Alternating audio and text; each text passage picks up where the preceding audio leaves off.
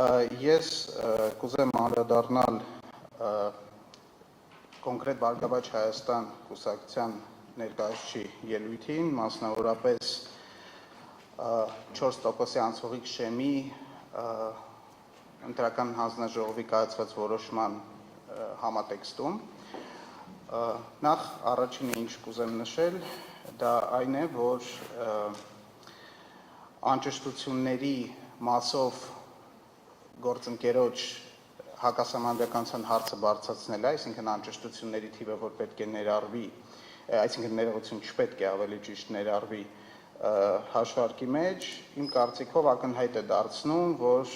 Բարգավաճ Հայաստան կուսակցության համար առնվազն ակնհայտ է, որ գործող կարգավորումների պայմաններում որևէ հաշվարկ, այսինքն ընտրական օրենսգրքի կիրառման արդյունքում իրենց կողմից 4%-ի շեմը չի կարող համարվել հաղթահարված։ Մասնավորապես այս գործընթացի հետ կապված կուզեմ ընդգծել հետևյալը, որ հստակ պետք է տարբերակել այդ ընտրատեղամասերի ազդեցությունը երկու մասշտաբով։ Նախ տեղամասային, հենց տեղամասի մասշտաբով եւ ապա ամբողջ ընտրությունների մասշտաբով, որովհետեւ ներկայացուցիչն իր խոսքում առնվազն երկու անգամ նշեց, որ հենց կենտրոնական ընտրական հանձնաժողովն է արձանագրել, որ ազդեցություն եղել է, ճիշտ է արձանագրում, բայց կենտրոնական ընտրական հանձնաժողովի կողմից արձանագրվել է խախտման ազդեցությունը տեղամասի մասշտաբով, չի արձանագրվել խախտման ազդեցությունը արդյունքների վրա ամբողջ ընտրությունների մասշտաբով, եւ այս երկուսը պետք է իրարից հստակ տարբերակել։ Այժմ ուզում եմ անդրադառնալ կոնկրետ ինչ տրամաբանություն է նախատեսված մեր ընտրական օրենսգրքով ըստիս եւ սահմանադրությամբ, առաջին հերթին, երբ արձանագրվում է խախտումը եւ ընտրատարածքային ընտրական հանձնաժողովը կամ կենտրոնական ընտրական հանձնաժողովը այս դեպքում հանգում է գնահատականի, որ խախտումները ունեցել են այնպիսի մասշտաբ, որ էապես ազդել են տեղամասի արդյունքների վրա, այդ պայից սկսած, երբ որ անվավեր է ճանաչվում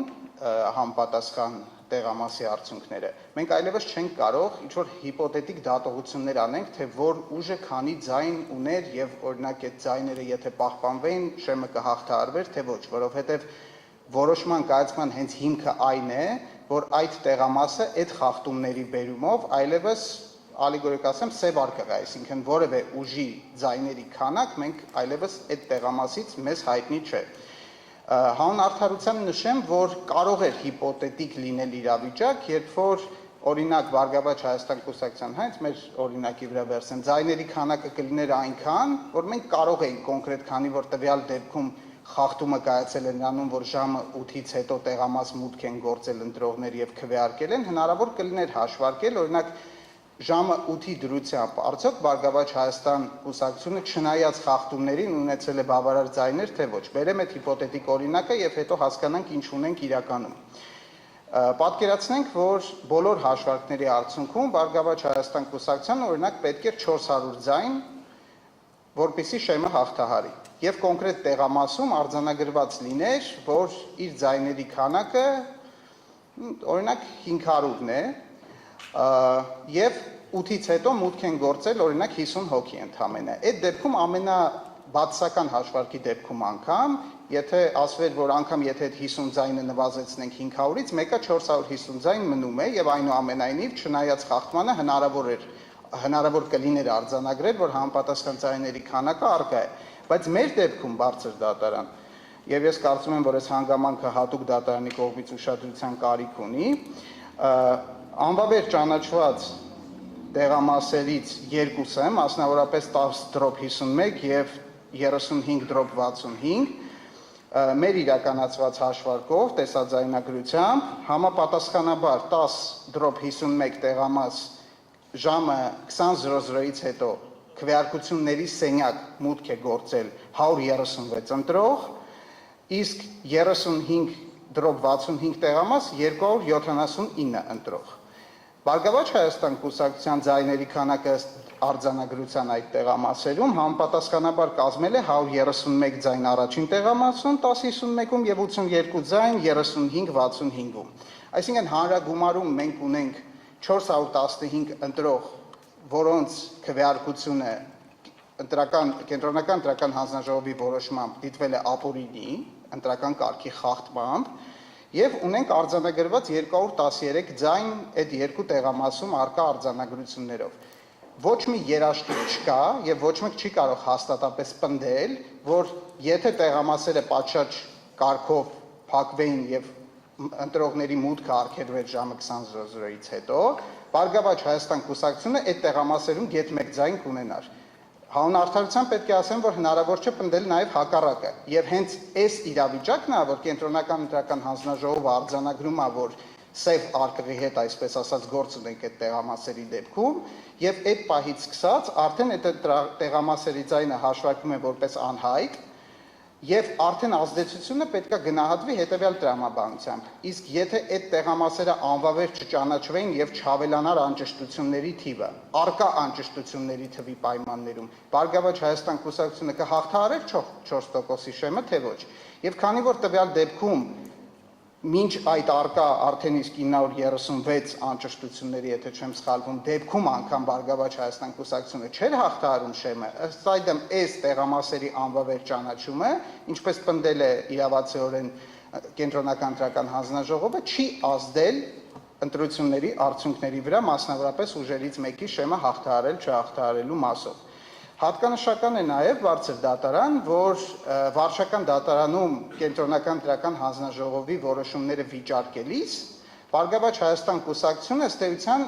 ֆորմալ տեսանկյունից է վիճարկել որոշումը, նշելով, որ կենտրոնական ընտրական հանձնաժողովը չուներ իրավասություն անվավեր ճանաչելու նշված տեղամասի արդյունքները։ Բովանդակային առումով պնդում, որ համապատասխան էական ազդեցության շեմը խախտումները չեն հաղթահարել, առնվազն իմ ուսումնասիրածով պնդում չի կատարվել, անգամ եթե կատարվեր, փաստը մնում է փաստ, որ վարչական դատարանը կենտրոնական ընտրական հանձնաժողովի որոշումները թողել է ուժի մեջ եւ սույն դատարանի, ինչպես հենց բուն բարձր դատարանը նախկինում իր նշված ընդունված որոշումներով նշել է, իրավասությունների շրջանակներից դուրս է վարչական դատարանի որոշումների վենանայումը։ Մեկ այլ հանգամանք բարձր դատարան, որը կուզեմ ձեր ուշադրությունը հրավիրեմ, դա այն է, որ Բարգավաճ Հայաստան կուսակցության արգելի ներկայացուցիչը մի քանի անգամ իր ելույթում նշեց, որ որևէ կուսակցություն չի կարող կրել բացասական հետևանքներ պետության կողմից պրոցեսի ոչ պատշաճ կազմակերպման արդյունքում։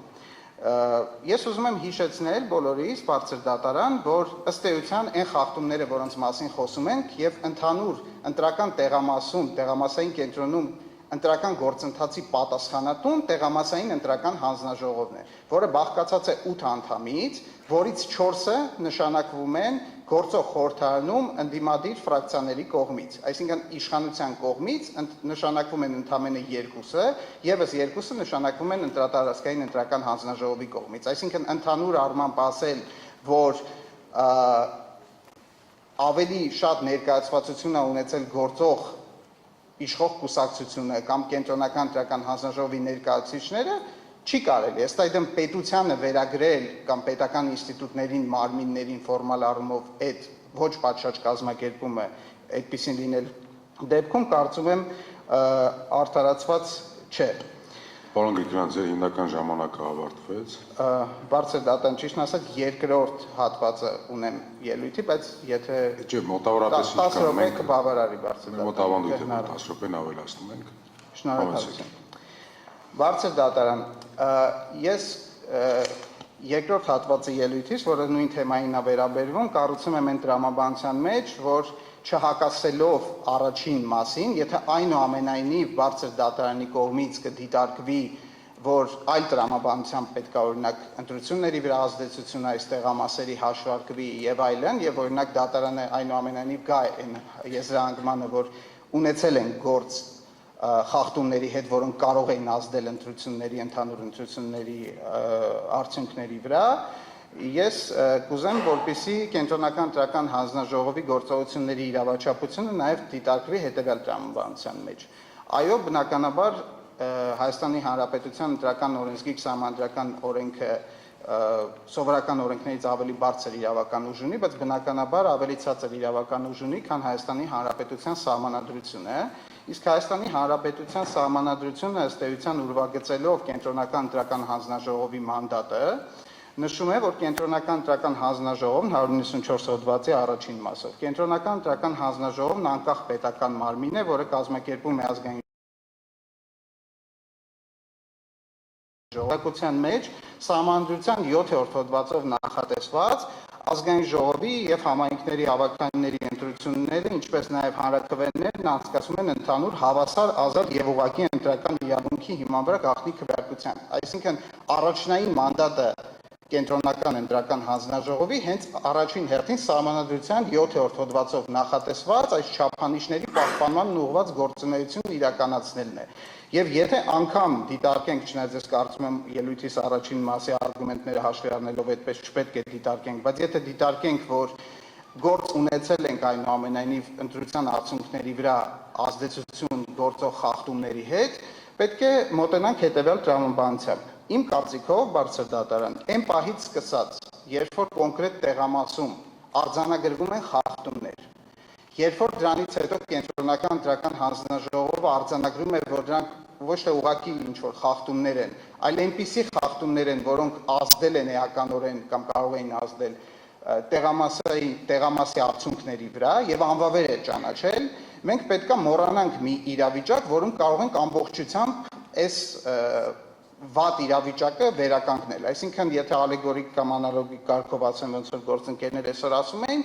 գործ ունենք ջարդված բաժակի հետ, որը ինչ ջանքեր ուզում է գործադրենք, ինքը չի վերականգնվելու այն վիճակի, որ կլիներ, եթե այդ բոլոր խախտումները եւ ԿԸՀ որոշումը չլիներ։ Հետևաբար, այդ պահից սկսած բարձր դատարան կարծում եմ, որ կենտրոնական ընտրական հանձնաժողովը պետք է գործի եւ որոշում կայացնի հօգուտ այն տրամաբանության, որը առավել քիչ է հեռացնում իրավիճակը լեգիտիմ եւ սահմանադրությամբ նախատեսված հավասար ազատ ընտրություններից, այսպես ասած։ Հիմա գործընկերները ասում են, որ այն պահից սկսած ըստ ընտրական օրենսգրքի եւ արձանագրվել է, որ կամ պետք է արձանագրվեր, որ գործ ունենք խախտումների հետ, որոնք կարող էին ազդել ընտրությունների արդյունքների վրա, Կենտրոնական ընտրական հանձնաժողովը ըստ էության ուներ երկու ճանապարհ, կամ լոկալ, կոնկրետ տեղամասային վերաքվեարկություն նշանակեր, կամ եթե դրանով հնարավոր չէր լինելու վերականգնել իրավիճակը, ընդհանուր համապետական բոլոր տեղամասերում վերաքվեարկություն նշանակեր։ Կարծում եմ, որ թե առաջին ձևաչափը, թե երկրորդ ձևաչափը բարձր դատարան ավելի շատ կհեռացներ մեզ այն սահմանադրությամբ նախատեսված ազատ եւ հավասար ընտրություններից, կամ անգամ այդ պայմաններում վերաքվեարկություն չնշանակելը։ Տակտիկական քվեարկության մասով արդեն կոնկրետ տեղամասի մակարդակով նշվեց, եւ ես կարծում եմ շատ ակնհայտ է, որ տվյալ դեպքում մենք գործ ենք ունենալու տակտիկական քվեարկության հետ, եթե այդ վերաքվեարկությունը նշանակվեր, իդեպ թյուր տպավորություն կա կարծես թե, որ տակտիկական քվեարկության հետ գործ չենք ունենա, ըստ գործընկերների պնդման, եթե համապետական մակարդակով վերաքվեարկություն նշանակվեր, մինչդեռ այդ ժամանակ ուղղակի խնդիր էինք ունենալու համապետական մակարդակով տակտիկական քվեարկության հետ, որտեղ ընտրողները վերաքվեարկության գնալով բոլոր տեղամասեր, արդեն իրենց համար ակնհայտ էր լինելու, որ ուժերն են, որ բոլորովին վերջերս տեղի ունեցած ընտրությունների պայմաններում անգամ մոտ չէին անցողիկ շեմի հաղթահարմանը եւ բնականաբար տեղի ունենալու մի տրամաբանություն, որ այդ ուժերը ինչքան ձայն հավաքել էր, այդ ուժերը, այդ ձայները ամենայն հավանականությամբ բաշխվելու էր շեմը հաղթահարած եւ արդեն հայտնի, որ շեմը հաղթահարում են կամ դրան մոտ կուսակցությունների եւ դաշինքների միջև, ասեմ ավելին, առնվազն հանրային տիրույթում կուսակցություններից մեկը մասնակից հայտարարել է, որ ինքը ինքնալուծարվում է։ Խոսքը գնում է երկրորդ համար բոլորին դեմ եմ կուսակցության մասին, չգիտեմ դեռ այդ գործընթացը ավարտին հասցվել է թե ոչ, բայց ինչպես ենք պատկերացնում, որ կատարվելու է օրինակ ընտրական օրենսգրքի այն հրամայականը, որ վերաքվեարկության դեպքում բոլոր նույն ուժերի միջև պետք է վերաքվեարկություն իրականացվի, եթե օրինակ ուժերից մեկը պարզապես չլինի, 18 ուժերից ունենանք 17-ը։ Այսինքն ակնհայտորեն բարձր դատարան այս բոլոր դեպքերում, թե տեղամասային մակարդակում վերաքվեարկության դեպքում, թե ուրեմն համապատասխանաբար համապետական մասշտաբով վերաքվեարկության դեպքում, ես կարծում եմ, որ առավել շատ մենք կհեռանանք համապատասխանաբար հավասար, մասնավորապես հավասար ընտրություններից,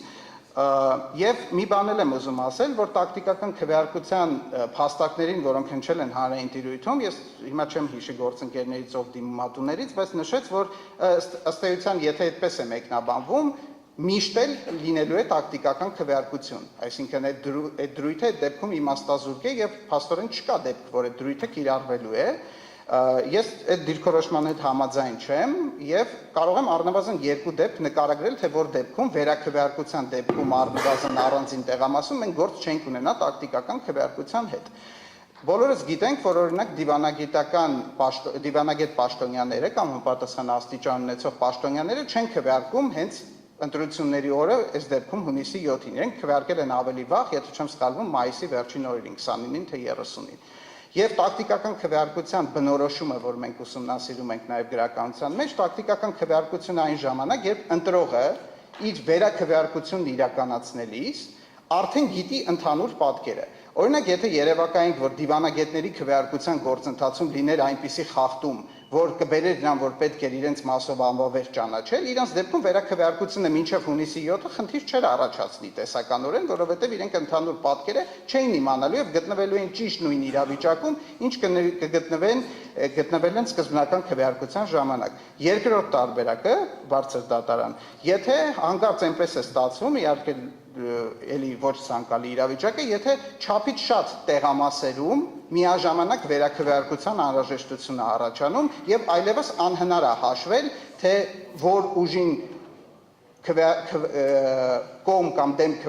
ավելի ճիշտ կողմ քվեարկելով տվյալ դեպքում դու կնպաստես նրա խորհրդարան անցնելուն կամ չանցնելուն։ Այսինքն, եթե ունենայինք իրավիճակ, որ անորոշությունը դեռ պահպանվում է վերաքվեարկության պայմաններում, հնարավոր կլիներ վերաքվեարկություն ունենալ եւ չունենալ տակտիկական քվեարկություն։ Եվ ամփոփելով բարձր դատարան, ես կարծում եմ, որ սույն դատարանի առջև այսօր դրված չէ ընտրական գործընթացում առանձին իրավախախտումների առկայության հարցը,